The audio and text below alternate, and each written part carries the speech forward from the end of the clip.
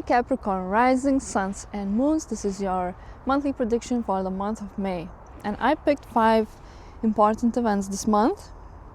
And the first one is full moon in Scorpio on the 11th degree on the 1st of May. And it's happening in your 11th house. So you can expect emotional, a little bit dramatic event with a friend or about a friend. Or maybe the friend reveals you something, some kind of secret. Because full moon in Scorpio is about something coming to light, maybe about some truth, maybe they have been doing something that they were not telling you about, or maybe they were doing something a little bit selfish. That can also be the case. And yeah, it's about revealing of the truth, I would say. Also, your friend might do some irrational kind of decision, or you might do a little bit emotional kind of decision, which somehow relates to that friend or friends or groups. Actually, this doesn't need to be just one person, although with Scorpio I think it's very personal. Whatever happens is very personal, so I wouldn't say that, suddenly a group of people is against you, although these things do happen. But I mean, it doesn't mean that something is going to be against you, but there can be some truth that you were not expecting. Yeah, that would be the general kind of energy about this full moon in the 11th house. The next one is Pluto retrograde in Aquarius on the 5th degree. It's happening on the 6th of May and it's happening in your 2nd house. So Pluto retrograde is not some sort of sudden kind of event, and it's not like on that day something will happen. But it's a long period, the start of a long period, which will make you reflect on how you manage your finances, how especially how fair and just you are. How I think it kind of, because Pluto is about something hidden, some kind of intention that you don't reveal, and I think it can it's also about your worth. And I think some people might want to benefit, or might have been wanting to benefit, and this Pluto is drawing attention to that and is asking you to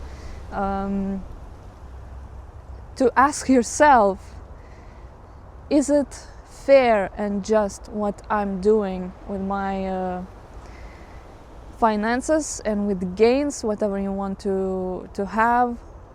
Yeah, I mean, it's about kind of a little bit of selfishness in terms of how you gain whatever you want to gain. Like, not necessarily a job, it can be like you having to, let's say, apologize for taking something from someone, or maybe return something to someone. Maybe it felt like you look back and you see, oh, maybe I shouldn't have, taken these things from that person, or maybe I should give the money that I borrowed in the past. Okay, the next one is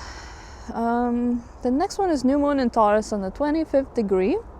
It's happening on the 16th of May and it's happening in your 5th house. So this is a gentle little start in your dating life. Yeah, I wouldn't say you are meeting the love of your life, but I think it would be some person that you have fun with and you feel like, it lifts up your spirits, and it may or may not continue later. But it's nevertheless very exciting. Also, since it's in Taurus, and fifth house is restaurants and all kinds of fancy food environments, I think some of you may find a new restaurant. That's very specific, but that can happen. So yeah, but for most people it's about dating, and I think it's like, because that's what most people are concerned about dating, about love, and things like that. So okay, the next one is Sun ingressing into Gemini conjunct Uranus on the 0 or 1st degree on the 21st of May, and it's happening in the 6th house. And so you are that person that's going to have more independence with your work, with what you do and how you do your work. You will have more freedom, maybe a more flexible schedule, and this Sun is highlighting exactly that aspect.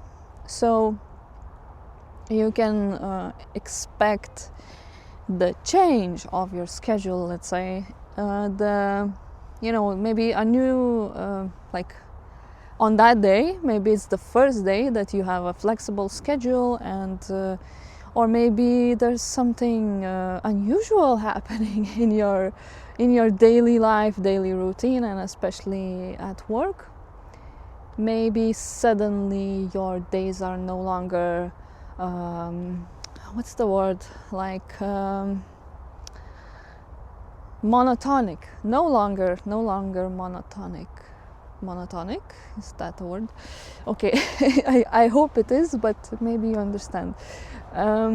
So it's going to be more exciting for you in terms of work and in terms of your routine, because suddenly there's going to be unexpected events happening. And this Sun that's highlighting it on the 21st, I believe it was, 21st, on that day, on the 21st, you can see what's going to happen for the next 7 years. And the Sun is just highlighting it or giving it like a momentum. Like it pushes you into that 7-year cycle, and it's the first day that you see what's going to be happening. Okay, the next one we have full moon in Sagittarius on the 9th degree on the 31st of May, and it's happening in your 12th house. So I would say this full moon is mostly about traveling, and mostly about a very long distance travel. Could be overseas, could be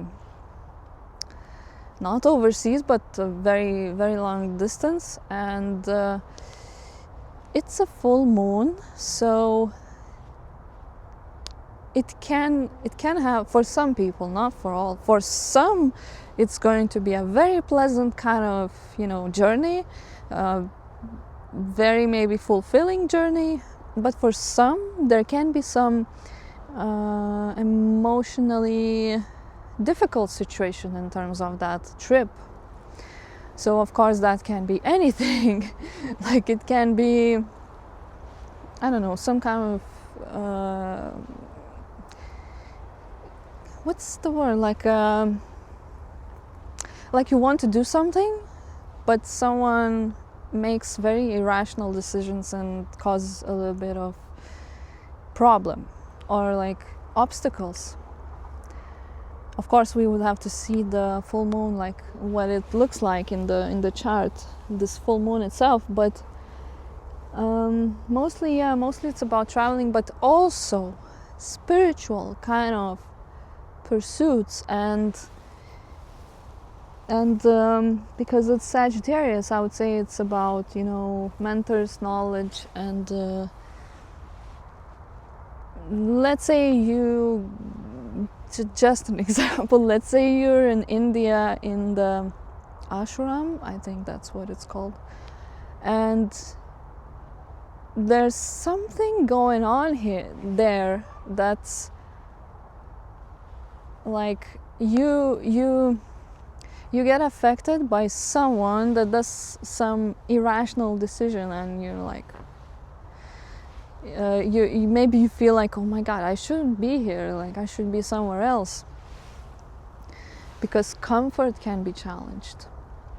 So yeah, what else?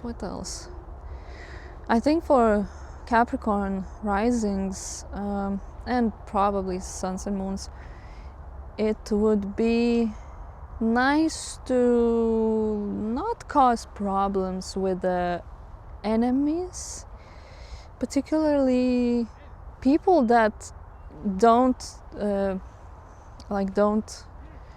express their enemy kind of side very evidently. So because that full moon will not help to resolve anything. If you want to confront someone, it's not going to be, successful and beneficial for you, because that's just going to cause more of dramatic reactions, I would say. So yeah, because not many people will judge the situation very rationally. Okay, I think that would be all. So yeah, thank you for watching. Please hit the like, please hit the subscribe, please drop a comment if you like it, and see you next time in June.